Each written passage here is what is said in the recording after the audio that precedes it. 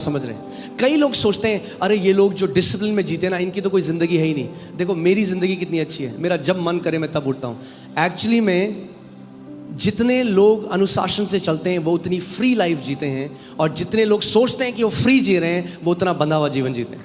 आप एक discipline life जीते हो तो आप कैसे जीते हो? एक गोल की तरफ आप बढ़ते हो, एक लक्ष्य की तरफ बढ़ते हो। आप केवल जिंदा नहीं हो क्योंकि सांसें चल रही हैं आपकी, नहीं, आप जी रहे हो एक उद्देश्य। पौलुस प्रेरित कहता है मैंने अपनी दौड़ को पूरा किया है। आमीन। अगर इसका मतलब पौलुस प्रेरित को पता था जब दौड़ पूरी हो गई। यानी दौड़ तभी पूरी हो सकती है जब आप लगातार लक्ष्य की तरफ भाग रहे हो। एक जगह बैठोगे तो नहीं होगा। आमीन।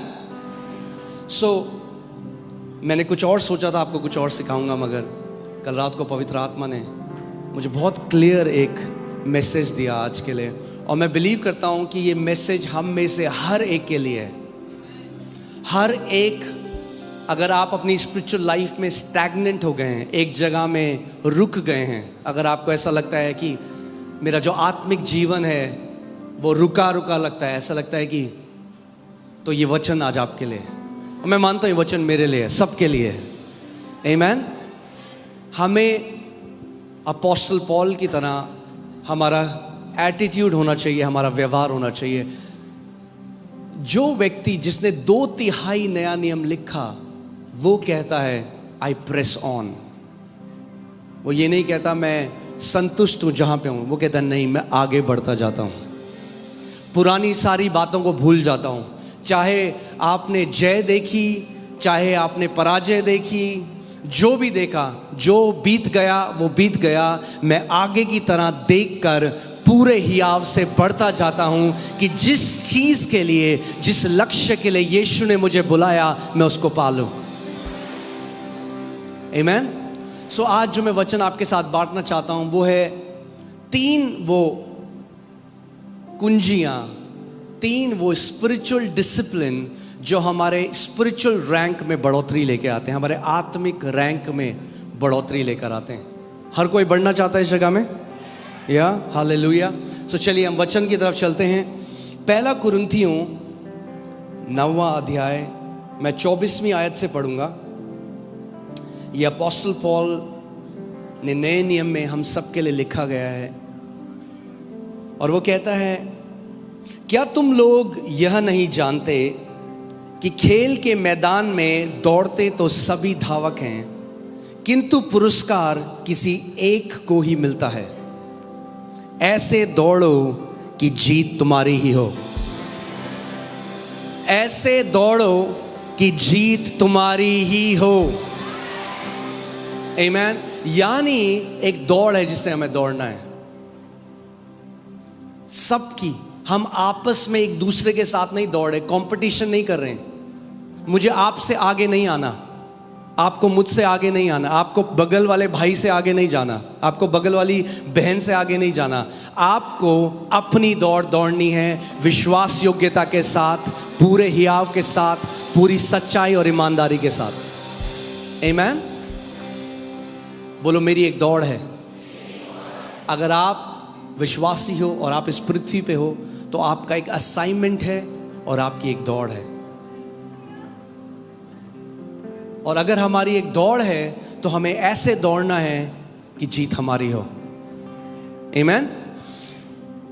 किसी खेल प्रतियोगिता में पौलुस यहां पर हर एक विश्वासी को एक एथलीट से कंपेयर कर रहा है, एक खिलाड़ी से जो प्रतियोगिता लड़ता है, उससे हम लोगों को वो तुलना कर रहा है। और वो कह रहा है किसी खेल प्रतियोगिता में प्रत्येक प्रतियोगी को हर प्रकार का आत्म संयम करना होता है। अगर एक एथलीट है तो उसको सेल्फ डिसिप्लिन चाहिए। क्या चाहिए? सेल्फ डिसिप्लिन चाहिए। अगर उसको जीतना है तो उसको सेल्फ डिसिप्लिन चाहिए, उसे आत्म संयम चाहिए, उसे अपने ऊपर आत्म नियंत्रण चाहिए, वरना वो एथलीट नहीं हो सकता।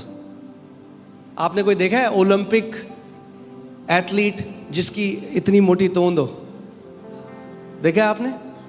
नहीं देख सकते, वो डिस्क्वालीफाई हो जाएगा।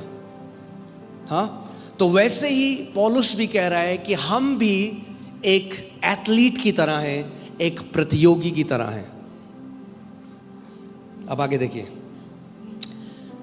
वे यानी दुनिया के जो खिलाड़ी हैं, वे एक नाशमान जलमाल यानी एक जो रिवॉर्ड होता है से सम्मानित होने के लिए ऐसा करते हैं। आप देखते हैं कितनी मेहनत वो करते हैं, सुबह उठते हैं, अपनी डाइट कंट्रोल करते हैं, एक रिजिड ट्रेनिंग से होकर जाते हैं, एक बहुत ही कठिन ट्रेनिंग उनका होता है, एक रिजीम को फॉलो करते हैं, तब जाके वो क्वालिफाई करते हैं और फिर और कड़ी मेहनत करते हैं और तब जाकर वो क्या करते हैं, वो इनाम पा सकते हैं। और उसका वचन कह रहा है कि वो तो कैसे करते हैं, एक नाशमान मेडल के लिए। हाँ, जब उन्हें पुरस्कार मिलता है, उनका नाम अखबार में आएगा, न्यूज़पेपर में आएगा, लोग उनकी वाई करेंगे और वो बहुत अच्छा है, मगर वो नाशमान है। वो जो रिकग्निशन है, वो जो सम्मान है, वो जो पुरस्कार है, वो नाश होने वाला है। मगर पौलुस कह रहा है कि हम जो इस दौड़ में हैं, हम क्यों दौड़ रहे हैं? हम तो एक अविनाशी मुकुट को पाने के लिए ये करते हैं। यानी जो सम्मान, जो पुरस्कार आपको और मुझे दिया जाएगा, वो अविनाशी है, वो नाश नहीं हो सकता और वो अनंत तक रहेगा, कोई आपसे वो ले नहीं सकता। आमीन। हम किसी नाशमान चीज के लिए ये नहीं कर रहे, मगर वो हमें सिखा रहा है, हमें कंपेयर कर रहा है, हमारी समानता कर रहा है एक एथलीट के साथ, एक प्रतियोगिता लड़ने वाले के साथ। आगे देखिए क्या लिखा है। इस प्रकार, अब वो अपनी बात हमें सिखा रहा है, इस प्रकार मैं उस व्यक्ति के समान दौड़ता हूं जिसके सामने एक लक्ष्य है। मैं आज आपसे पूछना चाहता हूं, आपके जीवन में क्या लक्ष्य है? कभी सोचा है आपने?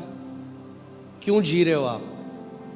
क्या आप सरवाइव कर रहे हो केवल क्योंकि आपकी सांसें चल रही हैं, आप बढ़ रहे हो, बुढ़े हो रहे हो, बच्चे हो गए, उनके बच्चे हो गए, फिर हम मर जाएंगे? या आपके सामने एक लक्ष्य है? अगर मुझे यीशु ने बुलाया है तो मेरे सामने एक लक्ष्य है। क्या लक्ष्य है आज आपका? सोचो इस बारे में। मैं आपको बता रहा हूं, मैं बिल्कुल अलग वचन बना रहा था, मगर पवित्र आत्मा आज अपनी कलीसिया को एक वचन देना चाहता है। क्या लक्ष्य है आपका? What is your goal in life? क्या चाहते हो आप? जब आप एक दिन परमेश्वर के सामने खड़े होगे तो क्या आपकी गवाही होगी, क्या आपकी टेस्टमनी होगी? What would be your testimony when you will stand before that Almighty God? वो कहता है मैं उस व्यक्ति के समान दौड़ता हूं जिसके समान एक लक्ष्य है। जब आप देखेंगे जो दौड़ने वाले हैं ना, वो अपनी लेन में दौड़ते हैं। कहां दौड़ते हैं? अपनी लेन में। अगर दूसरे की लेन में जाएंगे तो डिस्क्वालीफाई हो जाएंगे।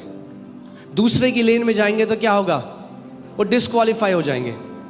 हाँ, ऐसे कई लोग क्या हैं, वो करना चाहते हैं जो दूसरा बंदा करना चाहता है, कॉपी करना चाहते हैं। नहीं नहीं नहीं, आपको अपनी रेस में दौड़ना है, आपको अपनी दौड़ दौड़नी है, आपको किसी और की दौड़ नहीं दौड़नी, आपको किसी से कंपटीशन नहीं करना। आपको परमेश्वर से जानना है कि मेरी दौड़ क्या है, और उस दौड़ को पूरी आत्मा से, पूरी सच्चाई से, पूरी लगन के साथ दौड़ना है।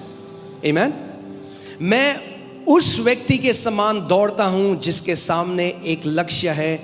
मैं हवा में मुक्के नहीं मारता।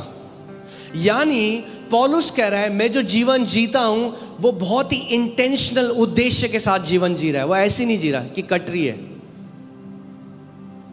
ये पौलुस प्रेरित है जिसने 2/3 बाइबल लिखी, और क्योंकि वो ऐसा जीवन जीता था इसीलिए 2/3 बाइबल लिख पाया।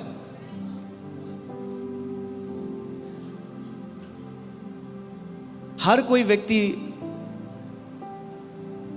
बुक लिखना चाहता है। हाँ, मैं जितने लोगों से मिला हूं, बहुत सारे लोग बोलते हैं हमें बुक लिखना है, मगर जब लिखना शुरू करते हैं तो फिर छोड़ देते हैं 2 हफ्ते में, क्योंकि इतना आसान नहीं है।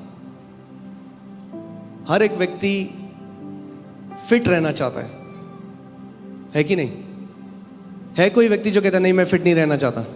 हर एक व्यक्ति फिट रहना चाहता है। हर एक व्यक्ति कोई ना कोई, आप किसी को देखें बहुत अच्छा इंस्ट्रूमेंट बजाता है। कितने सारे लोग यहां पर हैं, आप मुझे बताओ, अगर आपने गिटार सीखना ट्राई किया, हाथ दिखाओ मुझे। हाँ, गिटार, क्योंकि आपने किसी को गिटार बजाते हुए देखा, आपको बहुत अच्छा लगा, मगर फिर कुछ टाइम बाद जब उंगलियां दर्द करने लगी तो छोड़ दिया। हाथ दिखाओ। हाँ, प्रेज गॉड, हालेलुया। क्यों छोड़ दिया? क्योंकि कुछ टाइम में मुश्किल होने लगा।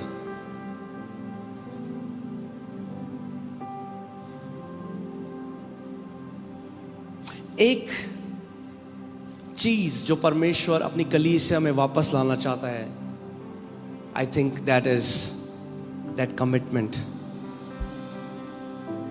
क्योंकि लोग बहुत ही कंफर्टेबल क्रिश्चियनिटी में चले गए हैं। किसमें? कंफर्टेबल मसीहत में। वो वही करते हैं जो उनके लिए कंफर्टेबल हो। मगर देखिए यहां लिखा है, मैं हवा में मुक्के नहीं मारता। अब ध्यान से सुनिए, अपोस्टल पॉल कह रहा है, बल्कि मैं तो अपने शरीर को कठोर अनुशासन में तपाकर उसे अपने वश में करता हूं। क्या कह रहा है अपोस्टल पॉल? मैं अपने शरीर को कठोर अनुशासन में तपाकर उसे अपने वश में करता हूं। कितने सारे मसीह लोग हैं वो अपने शरीर के वश में हैं। कितने ऐसे मसीह हैं जो वचन नहीं सुन सकते, जैसे वचन सो जाएंगे। क्यों? क्योंकि शरीर के वश में है। वो कह रहा है, मैं अपने शरीर को कठोर अनुशासन में मैं ट्रेन करता हूं अपने शरीर को, उसे अपने वश में करता हूं। आमीन। अब मैं आपसे एक क्वेश्चन पूछता हूं। अपोस्टल पॉल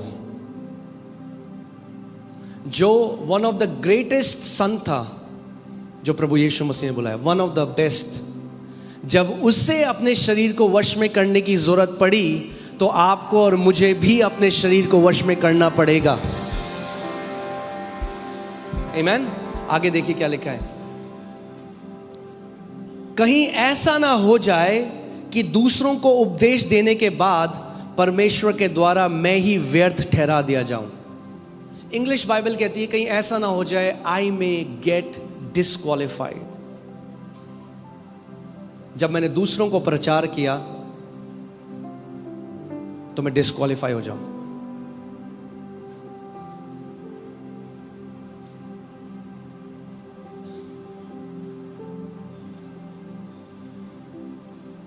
और यहां पे जो डिस्क्वालिफिकेशन की बात वो कर रहा है, वो ये नहीं है कि परमेश्वर ने उसको डिस्क्वालिफाई कर दिया। कितने ऐसे पास्टर्स हैं जो सेवा कर रहे थे मगर एक पाप में गिर गए, एडल्ट्री में गिर गए, और क्या हुआ? उस सेवा से डिस्क्वालिफाई हो गए,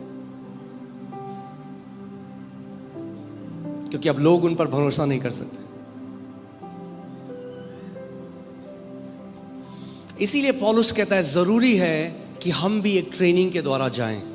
वो कहता है, और एक चीज शायद जो मसीहों को, उनको लगता है ये मोटिवेशनल है, मगर ये मोटिवेशनल नहीं है, ये बिब्लिकल है। Discipline is biblical. आमीन। वो कहता है मैं अनुशासन के द्वारा लेकर चलता हूं अपने शरीर को।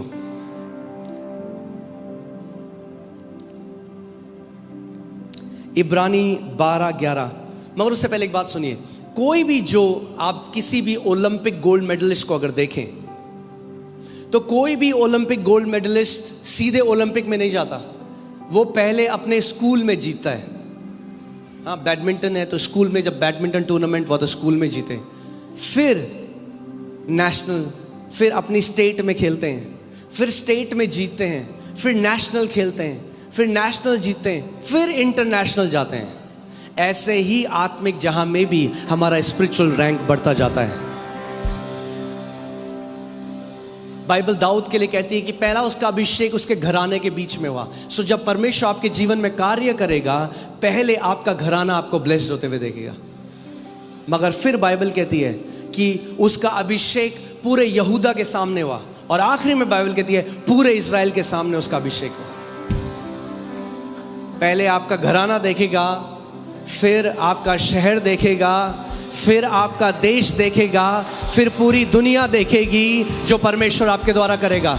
मगर अगर हमें ऐसा जीवन जीना है, हमें एक अनुशासन का जीवन जीना पड़ेगा। हम लोग ऐसे नहीं, हम लोग ये वाइल्ड लाइफ नहीं जी सकते। कितने लोग मेरी बात को समझ रहे हैं? कई लोग सोचते हैं अरे ये लोग जो डिसिप्लिन में जीते ना, इनकी तो कोई ज़िंदगी है ही नहीं। देखो मेरी ज़िंदगी कितनी अच्छी है, मेरा जब मन करे मैं तब उठता हूँ। एक्चुअली में जितने लोग अनुशासन से चलते हैं वो उतनी फ्री लाइफ जीते हैं, और जितने लोग सोचते हैं कि वो फ्री जी रहे हैं वो उतना बंधा हुआ जीवन जीते हैं।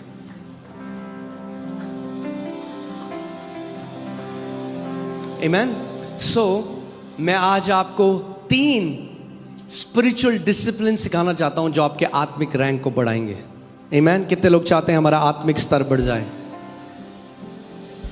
3 स्पिरिचुअल डिसिप्लिन्स। और अगर आप ध्यान दें तो जो ये शब्द डिसिप्लिन है, ये शब्द से ही आता है शब्द डिसाइपल।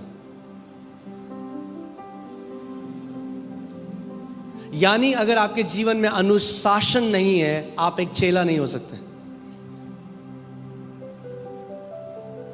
आमीन।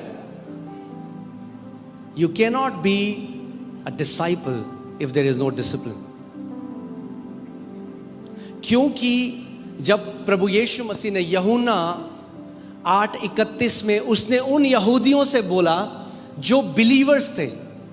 कई लोग हैं जो केवल बिलीवर रहते हैं, वो बिलीवर हैं, वो यीशु मसीह पर विश्वास करते हैं, वहाँ तो है।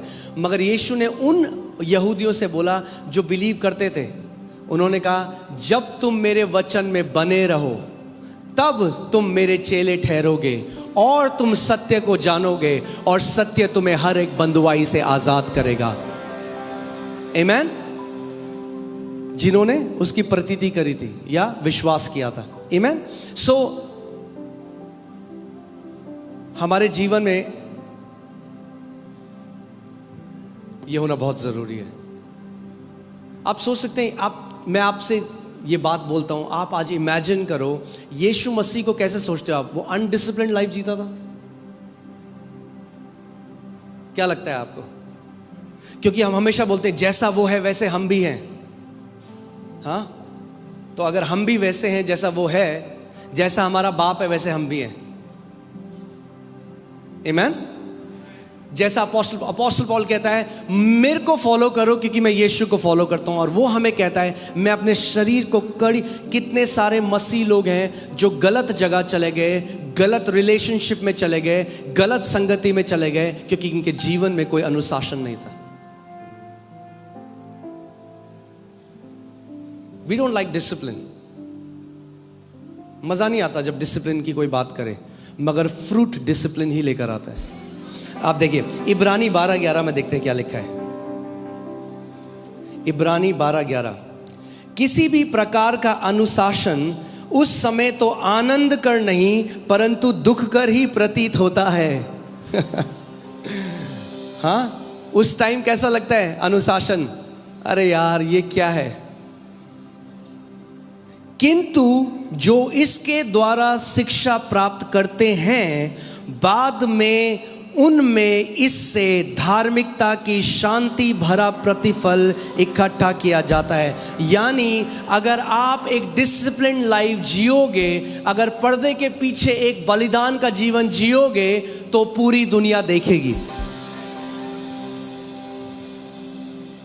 मैंने आपको क्या बोला? कितने सारे मसीह जो आज है ना, वो शॉर्टकट चाहते हैं। क्या चाहते हैं? शॉर्टकट। और परमेश्वर के राज्य में है ही नहीं कोई शॉर्टकट। जो शॉर्टकट है वो हार्मफुल है। हाँ, लौकी को बढ़ने दो तब लंबा होगा। रात को इंजेक्शन लगा के लंबी तो हो जाएगी लौकी, मगर जब खाओगे तो बहुत सारे केमिकल्स हैं उसके अंदर। सो गलातियों 6:9, हम भले काम करने में साहस न छोड़ें, क्योंकि यदि हम ढीले ना हों तो ठीक समय पर कटनी काटेंगे। कुछ लोग क्या करते हैं, वो शुरुआत तो करते हैं, वो एक्साइटेड होते हैं, मगर कुछ समय बाद प्रॉब्लम क्या है कि बहुत सारे लोग डिसिप्लिन से नहीं, बहुत सारे लोग मोटिवेशन से जीते हैं, यानी प्रेरणा से। प्रेरणा, हालेलुया। हाँ, बहुत सारे लोग क्या करते हैं, प्रेरणा से जीते हैं। सो कलीसिया गए, प्रार्थना के बारे में सिखाया गया, मोटिवेट हो गए प्रार्थना करने के लिए, प्रार्थना करेंगे 3 दिन, फिर देने के बारे में सिखाया गया, सबसे बड़ी ऑफरिंग उस दिन देंगे, फिर अगर मोटिवेशन, अगर आप केवल प्रेरणा के द्वारा जीवन जियोगे तो आपका जीवन ऐसा होगा, ऐसे। मगर अगर कंसिस्टेंट जीना है, लगातार जीना है, तो आपको डिसिप्लिन में जीना पड़ेगा। कितने लोग मेरी बात को समझ रहे हैं?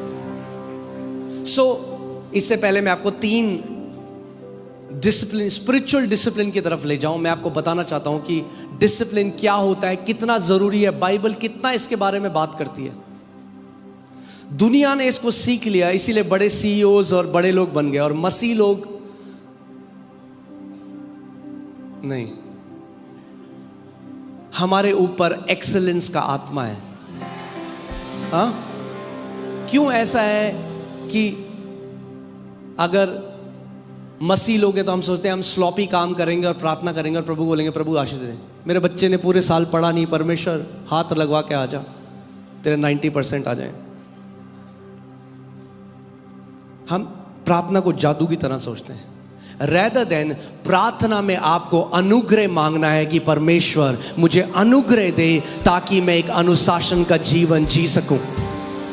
पौलुस कहता है, पौलुस प्रेरित जिसने अनुग्रह का सुसमाचार दिया, वो कहता है मैंने सारे प्रेरितों से बढ़कर मेहनत करी है। वो कहता है फिर भी ये मेहनत मैंने नहीं करी, उस अनुग्रह ने मुझसे कराई जो मेरे ऊपर हुआ है। वो अनुग्रह आपसे मेहनत कराएगा, वो अनुग्रह आपसे बलिदान का जीवन जीने पे विवश करेगा, वो अनुग्रह आपके को मदद करेगा कि आप एक अनुशासन का जीवन जी सको, जो आप नहीं कर सकते। अगर आप प्रार्थना में अनुग्रह मांगोगे, अनुग्रह आपके द्वारा करेगा। आमीन। दैट्स व्हाई हमारे लिए ग्रेस है, परमेश्वर ने दे रखा। जो आप नहीं कर सकते, वो मसीह जो आपके अंदर है वो आपसे करवा सकता है, मगर करना आपको ही पड़ेगा। इसीलिए होली स्पिरिट सहायक है, सब्स्टिट्यूट नहीं है। क्या है? सहायता करने वाला है। करेगा कौन? सहायता आपकी करेगा। कई मम्मियां क्या करती हैं कि बच्चे, उनको स्कूल में बहुत अच्छे मार्क्स मिल जाएं, पूरा प्रोजेक्ट मम्मी कर देती है बच्चे का, और बच्चा खुश होकर आता है, मुझे मम्मी बेस्ट प्राइज मिला। आप गलत कर रहे हो उस बच्चे के साथ, मदद नहीं कर रहे आप, उसकी डिस सर्विस कर रहे हो, क्योंकि आप उसके अंदर ये डाल रहे हो जिंदगी भर तेरा कोई ना कोई और काम कर देगा।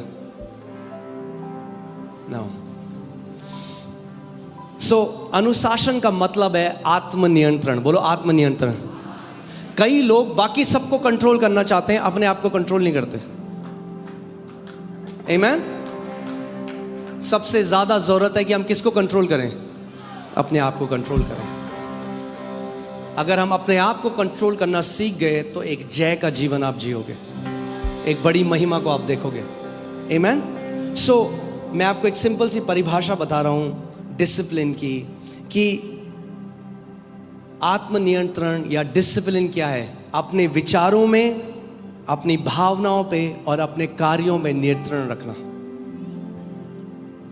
यानी आप कॉन्शियस हो, आप कॉन्शियस हो कि आप कैसा जीवन जी रहे हो। आमीन। आप अपना जीवन को एक उद्देश्य और लक्ष्य के द्वारा जीते हो। अ डिसिप्लिन लाइफ, जब आप एक डिसिप्लिन लाइफ जीते हो तो आप कैसे जीते हो? एक गोल की तरफ आप बढ़ते हो, एक लक्ष्य की तरफ बढ़ते हो। आप केवल जिंदा नहीं हो क्योंकि सांसें चल रही हैं आपकी, नहीं, आप जी रहे हो एक उद्देश्य के लिए। पौलुस प्रेरित कहता है मैंने अपनी दौड़ को पूरा किया है। आमीन। अगर इसका मतलब पौलुस प्रेरित को पता था जब दौड़ पूरी हो गई। यानी दौड़ तभी पूरी हो सकती है जब आप लगातार लक्ष्य की तरफ भाग रहे हो। एक जगह बैठोगे तो नहीं होगा, यानी वो लगातार जा रहा था। जब आप ऐसा जीवन जियोगे, यानी 2025 में हर एरिया में आप बेटर होने चाहिए 2024 से। 2025 में आपके जीवन में ज्यादा बढ़ोतरी होनी चाहिए। 2025 आपका ग्लोरियस होना चाहिए, 2024 से और ज्यादा बड़ा। आमेन। वो तभी होगा जब आप पहले से डिसाइड करोगे 2025 में रखे। कई लोग ना पानी की तरह जीते हैं। पानी, आपको पता है पानी की क्या एक खूबी है? वो लीस्ट रेजिस्टेंस की तरफ बहता है। हाँ, क्या बोलेंगे इसको? हाँ, जहां कम रुकावट है। जब पानी को, अगर मैं पानी को यहाँ डाल दूंगा ना, तो जहां रुकावट नहीं है पानी वहां जाएगा। जो सबसे इजी है जाना जहां, ऐसे कई लोग वाटर की तरह है, पानी की तरह है। वो करते हैं जो सबसे इजी है। हाँ, यहाँ पे भी कई लोग वॉलंटियरिंग कर रहे होते हैं, मैं देख रहा होता हूँ, बोलता नहीं हूँ। कई लोग चेयर उठा रहे हैं, एक बंदा उसके साथ हाथ रखा हुआ है बस।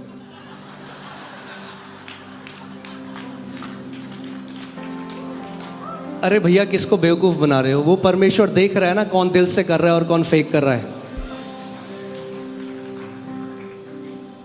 पॉइंट पास्टर नहीं देता, पॉइंट परमेश्वर देता है। हाँ, पुरस्कार परमेश्वर से आता है। आमेन। एक और चीज लिख लीजिए इसको। अनुशासन का मतलब है, ये थोड़ा शुद्ध हिंदी है। हाँ? मैंने आपके लिए शुद्ध हिंदी निकाली है, एकदम शुद्ध। अनुशासन का मतलब है तात्कालिक सुख को त्याग कर दीर्घकालिक लाभ के लिए कार्य करना।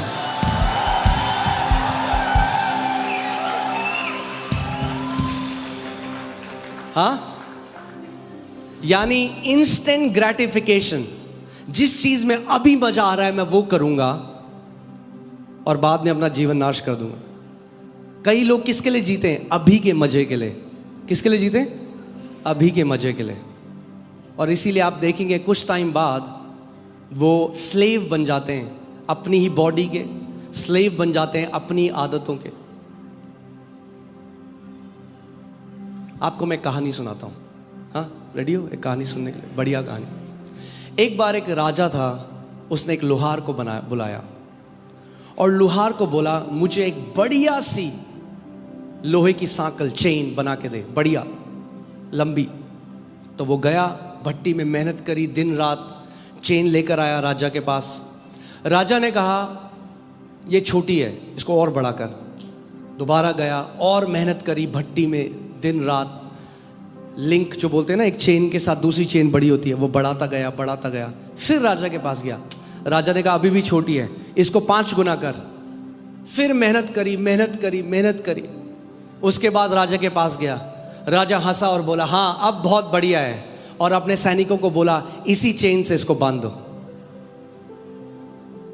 और इससे पहले उस लोहार को पता होता कि क्या हुआ है, उसी के द्वारा बनाई गई चेन से उसको बांध दिया गया। ऐसे ही पाप भी हमारे जीवन में करता है। शैतान आपसे एक पाप कराता है, और वो ऐसा है, हर बार जब आप अपने शरीर के अधीन होकर चलते जाते हो, वो ऐसा एक कड़ी जुड़ती जाती है, और एक बार आप ही अपनी आदतों से बंध जाते हो, और शैतान आपको आप ही के शरीर की इच्छाओं से बांध देता है।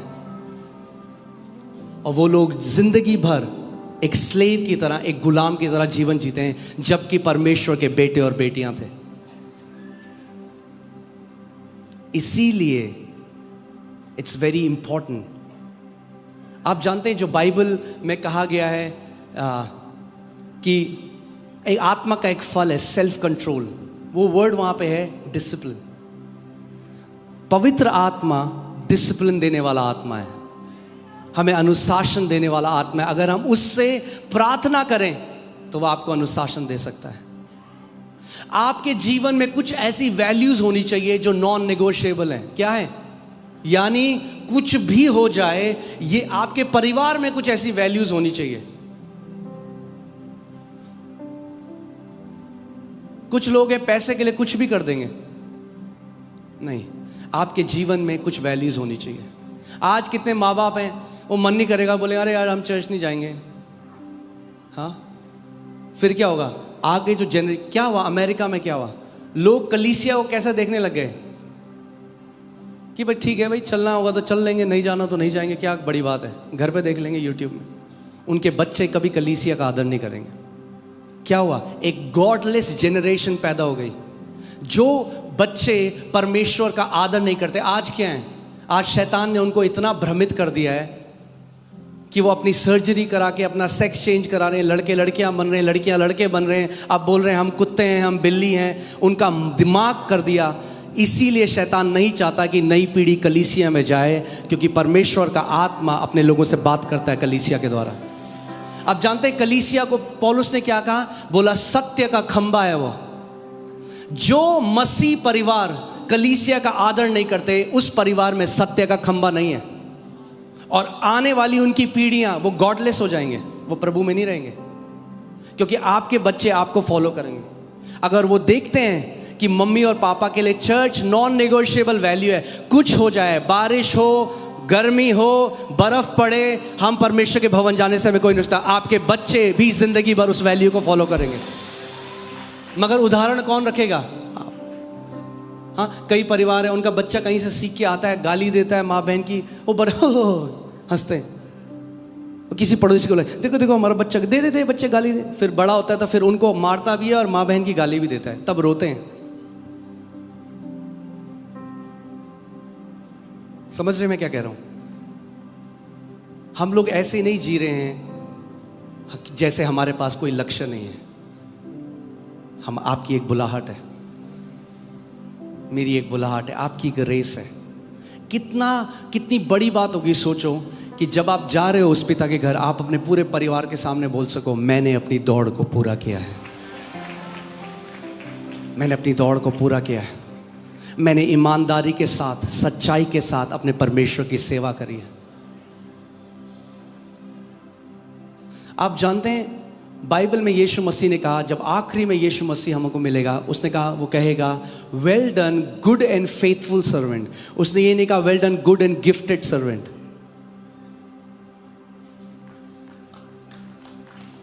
Good and faithful servant. Faithful, वफादार, विश्वास योग्य।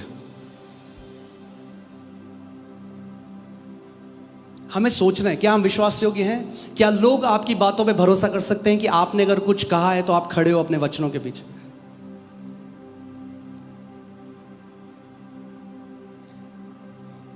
मुझे लगता है आज आत्मिक सर्जरी का दिन है।